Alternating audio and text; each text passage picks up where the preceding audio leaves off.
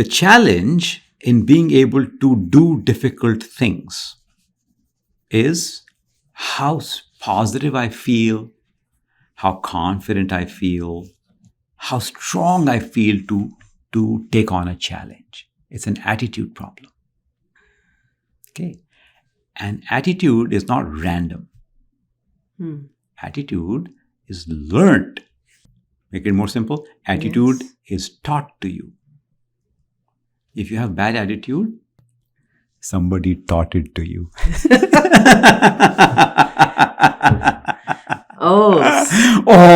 Okay. Until you go back in your history and figure out whose bad attitude you picked up, you cannot get rid of it. Because for some reason it's made a home in your house, in your head. And you at that time you had no other role model, so you picked that up because it helped you survive. So bad attitude and good attitude. Both are learned. They're not random. So when you say attitude means, is Positive. it the will to learn? No. It's the confidence that you feel that you can take on a new challenge. Something. Okay. So I'm going to explain this. I'm going to tell you something else now, which helps you gain this. Okay. Life is only worth living for you, not me. Your life is only worth living for you if you do difficult things. What's the point of doing easy things? Everybody's doing them. You must do easy things too. But you must pick difficult things to go do. Because one, you learn about the power of your brain when you are able to do a difficult thing. You learn about that. Which then unleashes, reveals a more powerful brain that you had all along, but you didn't know it. Which then you can apply to solving your happiness challenges in life. To become a happy person takes brains, takes knowledge, and some trust. Okay. So, if you don't develop those parts of your brain, you will get many things plus unhappiness. Because happiness needs these things. It needs what it needs. What are you going to do? If you don't have it, you can't get happiness. You'll be randomly joyful and randomly in pain. More pain than joy is the statistical average. That's what you'll get. Right?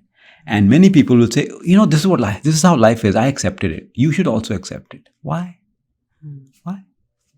If I can read about even one person who was truly happy their whole life, because they reached a high level of elevation or enlightenment, then why is that? Why am I not that person? Am I different? Am my genes different? My brain different? No. My attitude. My ability to grow the parts of my brain by using the joy of learning to learn. Maintaining positiveness.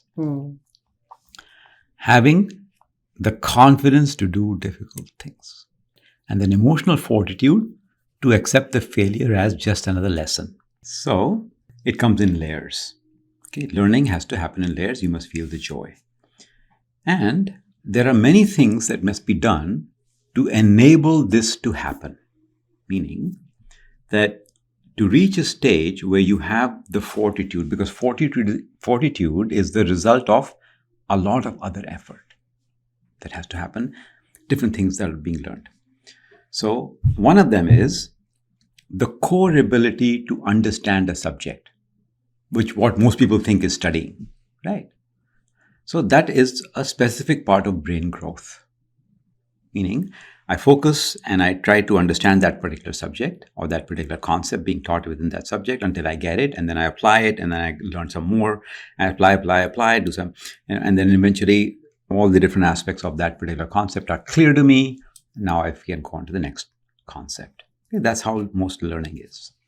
It'll be interesting in my book, in my opinion, if when you're learning that, someone explains a commentary to you on what all is actually happening inside your brain. So that's why we talk about it here. One of the things that happens when you are focusing on learning a concept and you haven't quite understood it yet, is that there's a struggle, there's a hard work, right? There's work you have to do. There's already space why you need to learn this. It's not clear to you in the big picture of life how you will use this 20 years from now, right? And this is but enough space is there where you say, I got to study this, I got to understand this concept. Okay, let's stay with this one. We'll go to the other driver a little later. So you do it, and then you test the concept. You do some test questions at the end. You come back until the concept becomes clear.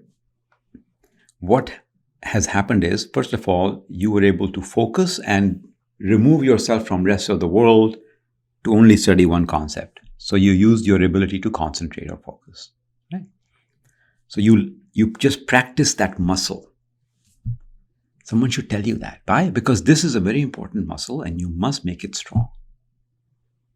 Why? Because another time you may have to study a concept for which there's no space. There's no reason for you to study it. Nobody has created the space because it's a bad teacher. Right? What makes a bad teacher a bad teacher? Not because he can't explain the stuff. He doesn't tell you why.